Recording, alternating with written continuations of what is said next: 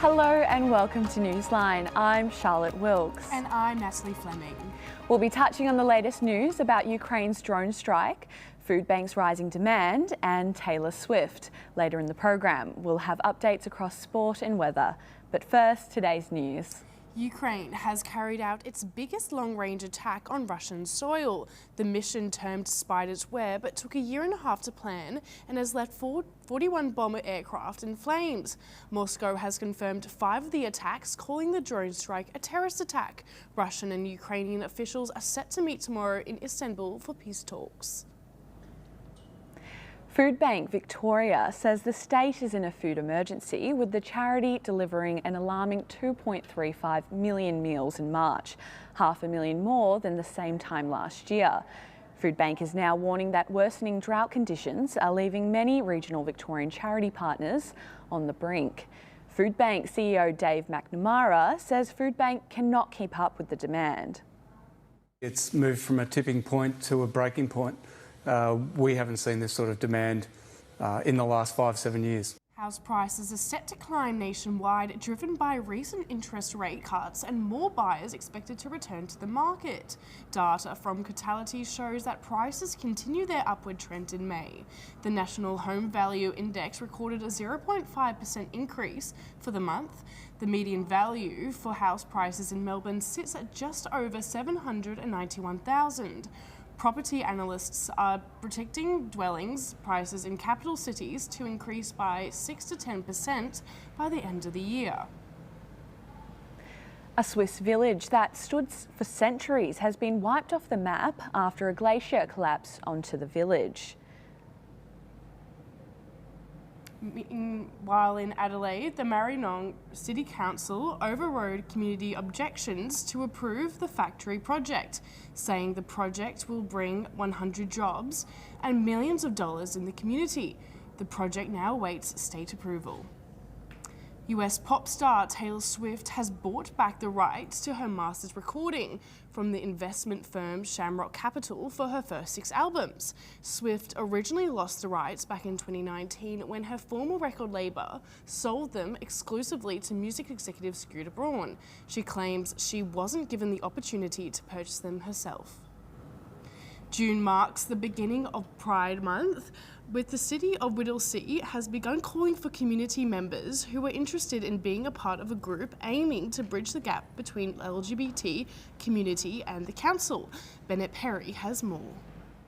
The city of Whittlesea have begun calling on community members interested in being a part of the Rainbow Advisory Committee, an inclusive group aiming to create a link between the LGBT plus community and the council. Endorsed in February this year, the committee will be made up of 9 community members, 2 representatives of local organisations and services supporting the LGBT+, and Councillor David Lenberg and Councillor Blair Colwell acting alongside. Recently, the city of Whittlesea decided to cancel their Ida Hobbit celebration, hosted by Queertown CEO Archie Beadle, after fears of anti-LGBT protesters crashing the event. The sense that I got was that the council was just trying to put on the most safe and inclusive event possible. The overall vibe seemed to be people just wanting to learn how to engage in a way that's respectful and positive and how to be a better ally. Former City of Whittlesea Mayor Aidan McLindon was the only council member to vote against the endorsement, claiming the council should be focusing on roads, rates and rubbish. I don't believe that this is a local government issue. McLindon later stated the advisory committee would include kindergartens and primary schools, which was debunked by Councillor Colwell. Kindergartens are obviously not part of that. The most common scenario we would see this is elected councillors who have very strong platforms of anti-woke agendas, or having platforms to say that these issues don't belong at a council level. Daniel Bryan, Community Liaison Officer for Gippsland Pride, says mutual interest between councils and LGBT plus advisory organisations are key, but more has to be done. Is a really important element because our community are represented across all of Victoria in all councils, and at advisory groups it's important to have representation. Bennett Perry, Newsline RMIT. Now we are crossing to our live reporter Molly Ingalls, who is at the curtain after a photo booth on Bowen Street popped up. So Molly, why was the photo booth there? So 2 weeks ago, a photo booth popped up on Bowen Street. This was in honour of an upcoming exhibition at RMIT Galleries, Auto Photo, A Life in Portraits, which will be opening on the 6th of June this week, running until the 16th of August. The exhibition is curated by Caitlin Langford, Christopher Stugard and Jesse Norman. Can you tell us a bit about what the exhibition is about? So the exhibition is to honour the life and the work of Alan Adler, who passed away at age 92 last year. So he has been looking after the photo booths across Melbourne for over 50 years and was the longest and oldest serving photo booth technician in the world. So he every day would go to the photo booths across Melbourne and take test strips, which resulted in thousands of self-portraits, which are actually going to feature in the exhibition alongside the work of Melbourne creators who have cherished and loved all of Alan's photo booths across Melbourne. And so Alan was and still is a local legend in Melbourne, having looked after the photo booths for 50 years. So Molly, who is looking after them now? So 2 of the curators, Jesse and Chris, actually now look after the photo booths that are spread across Melbourne. On their first date, they actually went to the Flinders Street photo booth and found a handwritten note from Alan stating that the photo booth was not going to be at Flinders Street anymore due to ongoing works. They actually advocated for the Flinders Street photo booth to stay where it is today in Melbourne, and in the process actually got to learn from Alan, becoming his apprentices, and now restoring photo booths which are popping up in so many places across Melbourne, which is so exciting to see because one, they're continuing Alan's legacy, but also making memories across Melbourne, which is so exciting. In an age of digital photos, 14 billion images are uploaded to social media daily. So why do people in Melbourne still love to visit a photo booth on a night out? Well, the Flinders Street photo booth has been in Melbourne since 1961. And in that time, they've seen thousands of people from here in Melbourne and also across the world take photos in it. It's kind of a landmark and something you need to do when you come to Melbourne. Also, it's pretty cool to have a photo strip from your memory on a night out, not just necessarily on your phone, but something you can hold in your hand and look back on. You can put it in a scrapbook, you can put it up on your wall, and really something really cool. There's actually an archive of all the photos that have been taken at Flinders Street photo booth. It's called Flinders Street Booth on Instagram, where anyone can go on and send through their photos to feature on the Instagram, and it's actually got photos from years ago. I myself have a photo on there, and even my mum has a photo on there from when she visited the photo booth back in the 70s. So Molly, where else across Melbourne are these photo booths located? So I am right here at the curtain where one of the photo booths are located, and we can also see Alan here on the front, and we can also see Chris and Jesse, which is so cool. They're also, as mentioned previously, the photo booth on Bowen Street, that is now actually in the exhibition. However, there are photo booths at Lygon Court. There is also, of course, the iconic Flinders Street photo booth, and there is also one located in Healesville. So some of these photo booths still operate with gold coins, but they also have been restored so that you can now pay for your photo strip with a card and get a beautiful photo strip, something like this, without the worry of having to rummage around in your pockets for $8 worth of gold coins. Thanks, Molly.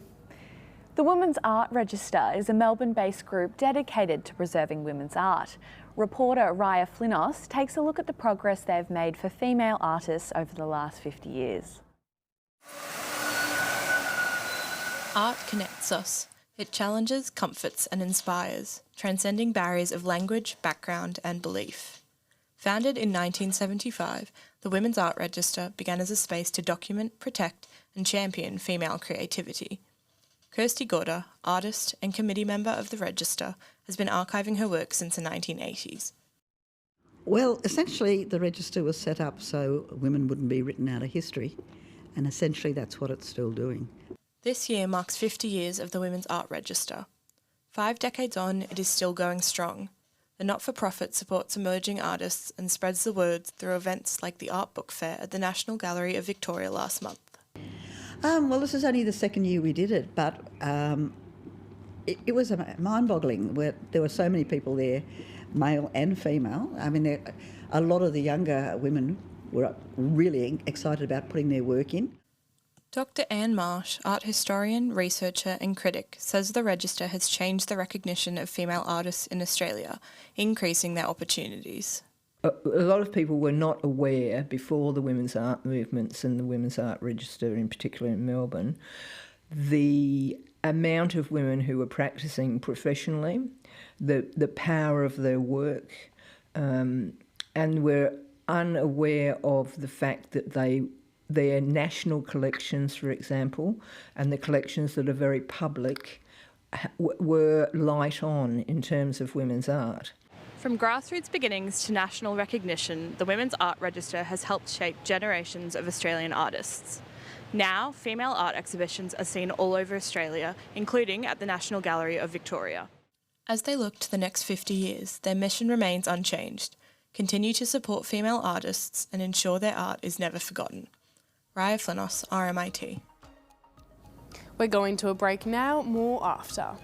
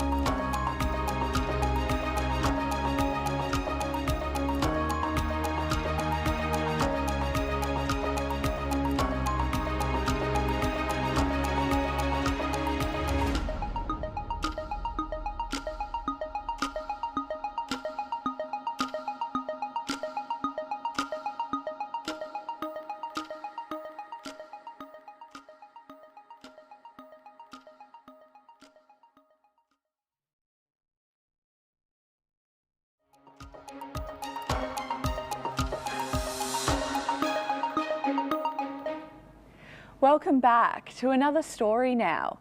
In recent years, women's sports has seen a marked rise, with record audiences flocking to the AFLW in particular. At a local level, many small organisations are struggling to have adequate facilities and access for women. But in the Melbourne suburb of Brunswick, one team is enjoying a much-needed upgrade. Harriet Hobson reports. Increased funding for women's football has been long overdue. prior to the 2024 Telstra Footy Country Grants program, which allocated $2 million to over 250 grassroots clubs across Australia, many women's teams were left with substandard facilities. But grants, especially for smaller local clubs, can be hard to find. When sort of AFLW first hit, there was sort of this, there was grants, there was facility grants. The challenge with any of the grants really is that you need to know about them, which means it needs to be advertised widely. You have to be well connected, and also you need to be able to actually write a grant to be able to access that money. The Brunswick Mudlarks, an over 35 women's team, has seen significant benefits thanks to the funding from the Victorian State Government and the City of Melbourne in the form of a newly developed facility, the Ryder Pavilion. Prior to this pavilion being available, the other women's team, which is the West Brunswick Ammos, were playing out of portables and shipping containers, and there was no incentive for people to come to this club. For teams like the Brunswick Mudlarks, the Ryder Pavilion isn't just a place to store equipment or get changed after games. It's a place that builds strong community connections and creates a long-lasting culture. When I first started playing footy, clubs were only set up for, men coming in, and you'd be lucky to have one actual toilet cubicle. Yes, the game happens on the ground, but you spend time together in club rooms. It's where you can have meals, and then to feel somewhere where there's proper doors and safety with regard to change rooms and that, and facilitates women having people who play women's football feeling comfortable is really important. The Ryder Pavilion redevelopment is a huge victory for women's sports in Melbourne, but the fight for equal funding and facilities to level the playing field continues. Harriet Hobson reporting for RMIT Newsline. Joining us is Harriet Hobson, here to tell us more about her story and the latest updates. Thanks for joining us today, Harriet. Thank you for having me. Talk to us about what programs were cut from the Victorian budget and how that affects women in sport. So there were two programs that were cut. The OWSR, which is the Office for Women in Sport and Recreation, and the Preventing Violence Through Sporting Programs grant. Both these were really big programs for women. One, the OWSR, over the last 8 years, and the Preventing Violence for Women Through Sport grants program across the last 3 years. As you can hear from the women in that story, the Ryder Pavilion redevelopment that was made through the grants was really, really important for them to make them feel really safe and to ensure that there was a really inclusive environment in that. As well, it can be really devastating for these grassroots clubs if you don't get that funding. Tell us a bit more about these programs and what they focus on. So the Preventing Violence Through Sports program really focused on the communities within these clubs and how the behaviour within those clubs and the culture that was being built. The OWSR created the Change Our Game initiative, which gave over 580 grants and has been allocated $2.9 million annually for the past 3 years from the federal government budget. And it also gave the Fair Access Policy roadmap, which improves sporting infrastructure by supporting local councils. And so what is the Victorian budget focusing on instead of these programs?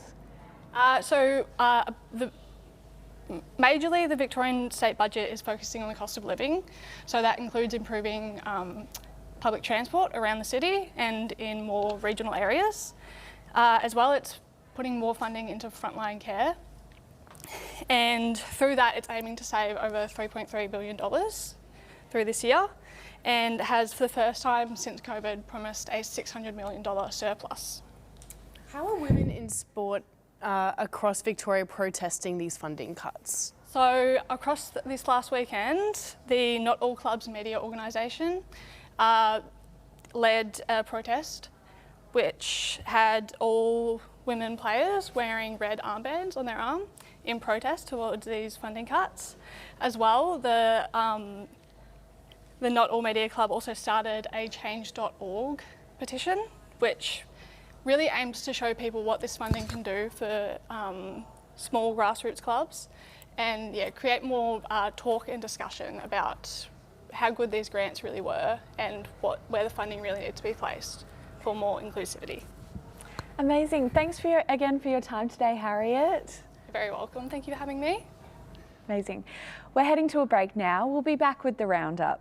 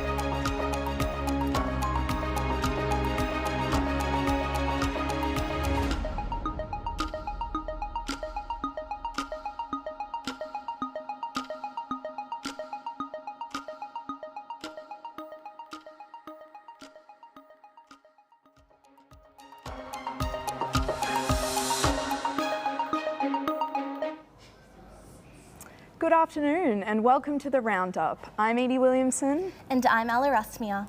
In the Roundup, we're going to be looking at some of the biggest stories across arts, tech, and in the papers. But first, let's take a look at today's headlines across the globe. The China Daily is reporting on China's opposition towards comments made by US Secretary Pete Hegseth in a speech at the Shangri-La Dialogue. Hegseth accused China of inciting confrontation, posing them as a threat to the US. The Chinese Foreign Ministry says the remarks intended to instill division and that Hegseth deliberately ignored the efforts made to restore peace within Taiwan and the South China Sea. They have urged the US to stop undermining the peace and stability in the Asia-Pacific. The Denver Post is headlining with a story in town after multiple people were injured in a terrorist attack outside Pearl Street Mall in Boulder, Colorado. The FBI is investigating the incident that took place in a walk to remember Israeli hostages who remain in Gaza. The police described the attack as targeted and have taken a man into custody. Looking to New Zealand now, One News is reporting on former Prime Minister Jacinda Ardern and the recent release of her memoir, A Different Kind of Power. The outlet is also covering the story of aerospace entrepreneur Mark Rocket being the first Kiwi to go to space. The NS-32 mission aboard Blue Origin's New Shepard launched from Texas, reaching 100 kilometres above Earth before landing safely. This trip marks the 12th human space flight from Jeff Bezos' space tourism venture. The Rio Times is reporting Brazil National Civil Aviation Agency will suspend all air operations of their state-owned postal service. Inspections from February to April revealed failures in screening cargo for hazardous materials. For the Postal Service, suspension risks disturbing Brazil's largest air cargo network, delaying deliveries nationwide. The suspension will take full effect on June 4, 2025. Now to Argentina, where local paper La Voz is covering renewed calls for anti-protest legislation in the second largest city of Córdoba. In the wake of repeated protests in recent days, the Minister of Security has requested clear rules regarding protesting in the city's downtown area. Union leaders and activist groups have labelled the proposed legislation as an attempt to restrict the right to protest. Over to India now. The Hindu is reporting that the Indian Air Force has regained tactical advantage in the conflict with Pakistan. Indian Air Force General Anil Chauhan also denied claims that India has lost 6 fighter jets since the beginning of the conflict on April 22. As conflict escalates between the two nations, the President of the Indian National Congress has accused the Modi government of hiding facts. And that's it for today's Front Page World News. Now to tech news. Today, the Business Council of Australia released a report titled Accelerating Australia's AI Agenda. We're joined now by tech reporter Rebecca Murphy. Rebecca, we know that AI has grown exponentially on a global scale. It's being used by both individuals, businesses to boost innovation and productivity. However, there's also a lot of issues around regulation and environmental effects. So what does this new report mean for the future of AI in Australia? Yes, thank you, Edie. The Council have expressed their fears that we could fall behind global AI progression. They think that a clear government-led national report is needed. They've outlined a blueprint guide to as a peak industry group with focus areas and also key recommendations. Some of which include regulations that encourage innovation, simplifying data centre approvals, speeding up infrastructure build, and courses throughout every level of education from primary to tertiary. The Council warns that immediate action on their report is needed to stop other countries from rising above Australia. Following the re-election of the Labor Party last month, we've seen a reshuffle in federal leadership positions. Tim Ayres has been newly appointed as the Minister for Industry and Science. What role will he be accelerating in Australia's AI development? Tim Ayres certainly has the pressure. He has recently taken over from Ed Husic, who was the previous minister, and both Ayres and Husic will be speaking at the summit in Sydney tomorrow, where other leaders such as Google's Senior Vice President of Technology and Society, James Manika, will be speaking, although all eyes are on Ayres tomorrow, as he's deemed a key speaker at the summit. On to our next story. New research has found that more than half of mental health related TikTok videos contain misinformation. More than ever before, people are turning to social media to seek mental health advice. Experts from The Guardian analysed the top 100 trending videos under the hashtag mental health tips. Rebecca, can you tell us more about their findings? Certainly, Edie. Psychologists, psychiatrists and experts all took part in this investigation, and they found that out of 100 mental health videos, 52 contained misinformation. And also, of the other ones listed, there were deemed vague or unhelpful claimed in many of them. Some claims under this hashtag were that eating an orange in the shower can reduce anxiety. Supplements such as saffron, magnesium and holy basil can also help with these problems, which does not have scientific backing, and also claims to heal trauma quickly and falsely diagnosing disorders. Social media can certainly be difficult to regulate, Rebecca. Anyone can post a video and claim to be an expert in areas such as mental health. sharing potentially harmful videos to advice and users. Has TikTok responded to this misinformation case study, Rebecca? They have, Ella. TikTok has claimed that their platform is a space for self-expression and for people to share their lived experiences as well. A spokesperson for TikTok claimed that this has clear limitations, as TikTok is a place that people express themselves personally and to share their journeys and to find others that have that same experience. Thanks, Rebecca. Now, a look at the arts. The future of the Melbourne International Comedy Festival is in doubt amid financial troubles. Arts reporter Ruby Parkinson joins us now. Ruby, what can we expect for the future of the beloved festival? So the International Comedy Festival is the largest standalone comedy festival globally. So it's been making us laugh for over 40 years, helping to launch the careers of the likes of Dave Hughes and Hannah Gatsby. The Australian reported yesterday that the festival is facing huge financial challenges. So in the Australian's report, the festival may have to scale back in the future to accommodate for this. So the festival actually recorded deficits in both 2023 and 2024. So the economic losses can be attributed to the rising costs of production as well as stagnant government funding. It's been a challenging time for the arts sector, with major funding cuts to an industry still recovering from COVID. The sector saw a 15% decrease to funding in this state budget compared to the last. In the light of this, can we expect any additional government support for the festival? So there's no doubt that the festival draws people into the city and provides a large boost to the Victorian economy. So the chairman of the festival, Bill Shannon, said the festival will be at risk without continued support. So the state budget that was announced a few weeks ago delivered $522 million to the creative industries. But a breakdown of the funding is yet to be determined, with also other struggling arts institutions also in desperate need of said funding. To other arts news, there is a new exhibition opening at the Ian Potter Museum of Art called 65,000 Years, A Short History of Australian Art. The exhibition is a celebration of Indigenous culture. Ruby, what can visitors expect to see at the exhibition? So the exhibition has certainly been a long time coming. It's a culmination of over 10 years of hard work bringing together Aboriginal artwork that addresses a history of dispossession and racism of colonial Australia. There are works from different regions, places and periods of time, with a focus on contemporary female artists, with 5 pieces actually being commissioned for the exhibition.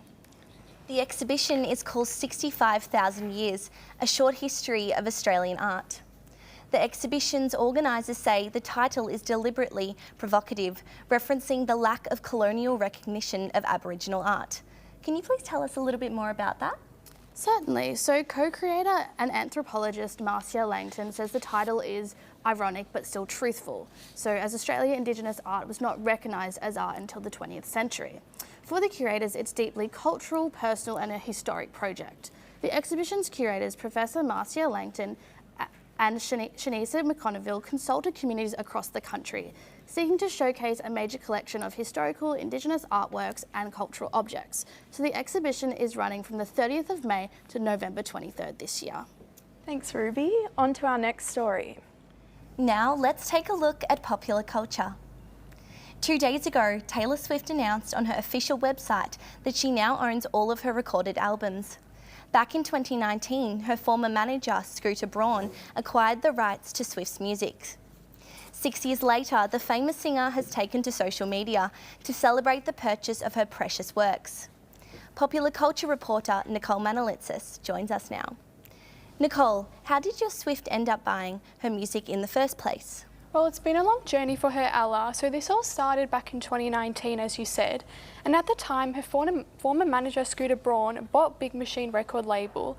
And in purchasing this record label, it meant that all of her songs were bought and then officially owned by him instead of Taylor Swift. And by 2019, Swift had released 6 albums at that time, but these ended up being stolen from her. And after her albums were purchased by Braun, Swift did an interview with CBS where she told Tracy Smith that she couldn't believe that her albums were sold to Braun. Swift also noticed that she knew her music was going to be sold, but no one in her inner circle knew it was going to happen or when it was going to happen, which left her shocked when she found out when it happened online. Yeah, so since much of her previous work has been sold, Swift has re-recorded 4 of her albums, popularly known as Taylor's Version. Now that she has brought all of her music back, will she still be re-recording any more albums? Yeah, that's a really great question, Edie. So on Saturday, Taylor Swift announced via her own Instagram account and on her website that she brought all of her albums back. But before she brought her music back, Swift still had 2 albums to re-record, and these were her very first album, which is her self-titled debut album, and her 2017 album called Reputation. And Swifties were very eager to listen to Reputation, Taylor's version, but Taylor has still reassured her fans that she has and will be re-recording. On Swift's official website, she has thanked her fans in a page-long letter for supporting her and for Shamrock Capital, which is an investment firm, for offering her the opportunity to repurchase her music. She told fans that she has recorded her entire self-titled album so far, and she is currently re-recording Reputation, which is something that her fans can look forward to, but in true Swift fashion, it's still unknown when she will release these albums. To our next popular culture story, Netflix hosted a live event at the Kia Forum in Los Angeles over the weekend. The event was action-packed, with many actors making an appearance to showcase brand new seasons of shows that they will be airing on Netflix this year. Many celebrities took the red carpet, and they were even live performances. Nicole, can you tell us what happened on the night? Yeah, sure. So this was a Netflix event called Tudum 2025, and the name Tudum actually comes from the audio sound that accompanies the famous N logo that plays when clicking onto a TV show or a movie. And the event is basically a big pop culture event that celebrates and covers original Netflix TV shows and movies, including their fandoms as well. Lady Gaga closed the night with a big performance singing Abracadabra and Zombie Boy, accompanied by Wednesday star Jenna Ortega, who was on stage with her. She and her performers were dressed in all black for the first half of the performance before she quick changed into a red dress and joined Ortega at a long dining table in the centre stage. And overall, the performance was very Wednesday themed, which gives fans an exciting surprise. And alongside Gaga, many celebrities made an appearance at the event, including Jenna, as I said, Finn Wolfhard, Drew Starkey and Adam Sandler were among others. And actress Sophia Carson hosted the event, where she spoke of her upcoming Netflix film titled Oxford Year, which she's starring alongside Corey Milcreast from Charlotte, A Bridgerton Story. Yeah, so Netflix is known for having very popular Netflix originals, from Stranger Things to the popular horror series Wednesday. With so many actors there on the night, was anything announced or teased at the event? Yeah, so Edie, Netflix brought many surprises to fans over the weekend. The event gave an insight into new seasons of some of the popular TV shows on Netflix. On the night, it was announced that these shows will be returning with new seasons. So for example, Squid Game was announced that Season 3 will be coming out on June 27, while Wednesday is scheduled to be released in 2 parts, with Part 1 airing on August 6 and Part 2 on September 3. And the highly anticipated Stranger Things show has been confirmed that its final season will air towards the end of this year. The 5th season will come out over 3 parts, with the first 4 episodes dropping on November 26th. Christmas Day will air 3 more episodes, and the final episode lands on New Year's Eve as a great way to kick off the end of the year. And here's a snippet of the teaser trailer that was shown at the Tudum event.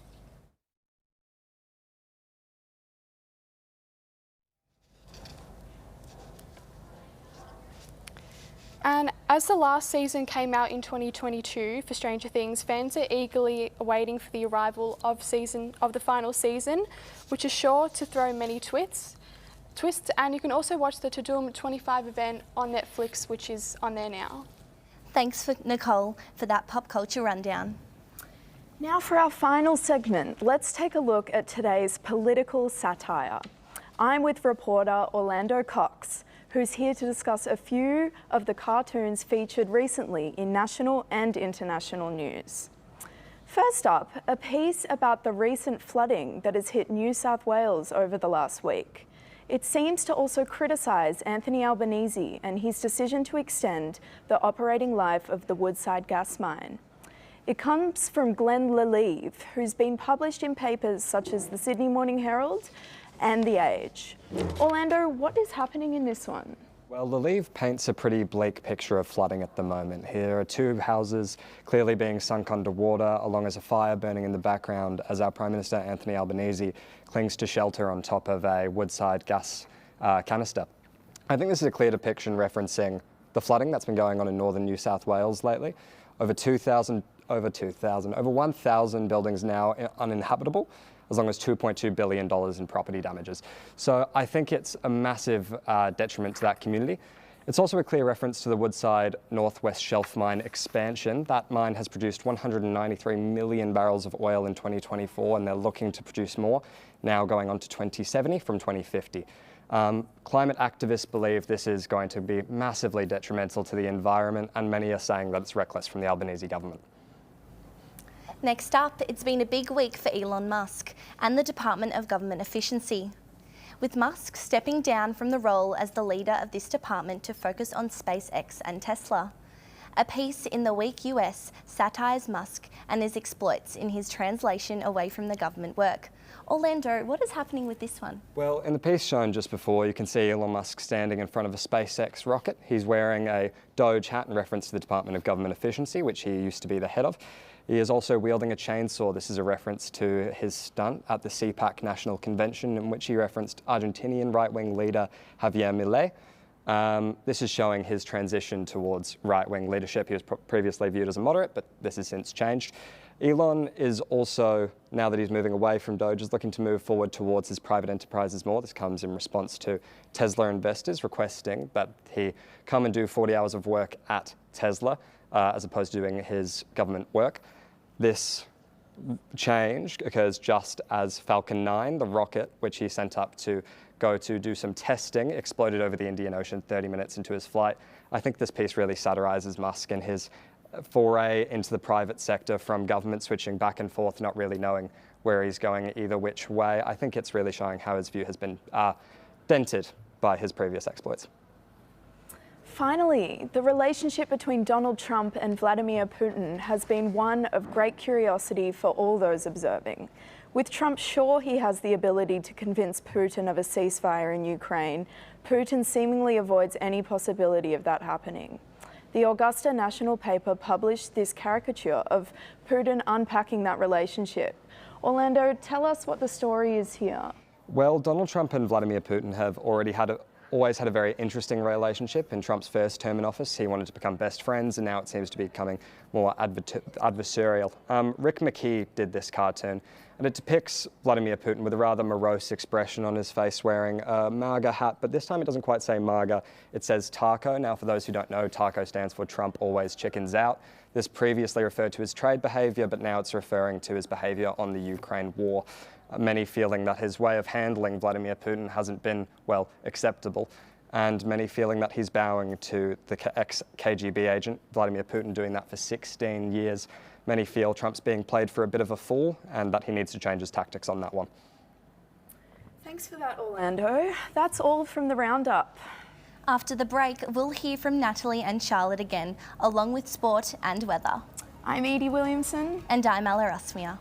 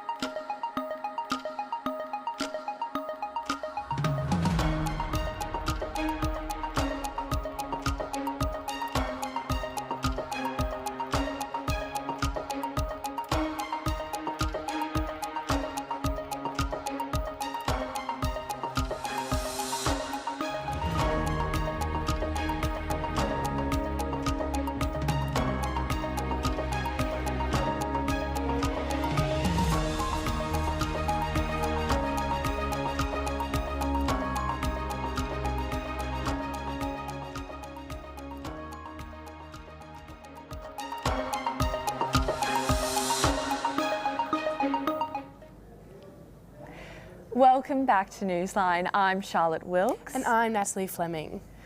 Urban heat island effect has been a common environmental issue which every large city faces.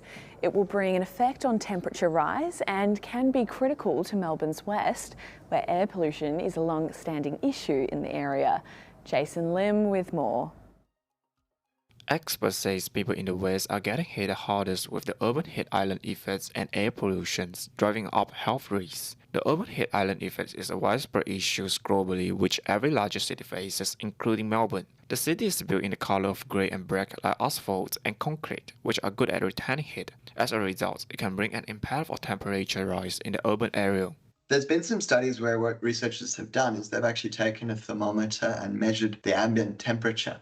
And they've gone from the edge of the city, where it's not very built up, all the way into the center of the city. And they found that in some cases, there is an increase of up to 7 degrees. So as you go from the outside of the city to the center, you can have an urban heat island effect of 7 degrees hotter. The extra heat can lead to heat exhaustion, which will have an impact on people's ability to be productive. It is not just a daytime thing. Materials like asphalt and brick hold on to heat and let it out at night, making it hotter and harder to sleep. Heavy truck traffic is one of the main factors contributing to air pollution in Melbourne West. The West sits on key-freight roads connecting the Port of Melbourne to container yards, but unlike other cities, most of the freight are moved by diesel trucks, pumping out toxic fumes. Public health expert Craig Walter says many of the trucks used for short hauls are old, which are highly emitting and polluting. These short-haul trucks are very polluting, and they're cutting across this area, and they're using these little streets which are not designed for big trucks, and those streets have got a lot of stoplights. Now when those trucks stop and they start, their emissions are much, much worse than when they're travelling on a flat gradient at 80 kilometres per hour with no stop. When extreme heat combined with heavy air pollution, the risk multiply. That's what happened in Melbourne West. Behind me, the trucks rumble through the street lined with red asphalt. But it's not just traffic, it's health threat. Excessive heat stresses the body, raising the risk of dehydration, heat exhaustion, and heat stroke. Air pollution harms the lung and heart, triggering asthma, breathing trouble, and heart problems. Put heat and pollution together, and it's worse than either on its own. They combine to hit people even harder. So if you have a situation of air pollution, and that's coinciding with a heat wave, then that's going to have a higher rate of mortality on hospital admissions for a range of diseases than either one alone. Jason Lim, RMIT Newsline. Now to sport with Miles Earl. Thanks, Charlotte and Natalie. First to the soccer. 2 men, including a West United footballer, will face court after being involved in an alleged scandal in following the A-League season. Japanese recruit Riku Danzaki has been charged with 10 offences relating to betting corruption in 4 A-League matches. Police state he was deliberately receiving a yellow and red card to manipulate the outcome of online betting. Football Australia has taken the integrity of the game seriously and has been cooperating fully with authorities. Joe Montemurro has been announced as the new coach of Australia's Matildas. The 55-year-old helped Lion to this season's French title, adding to those he has already won with Arsenal, Juventus and Melbourne City.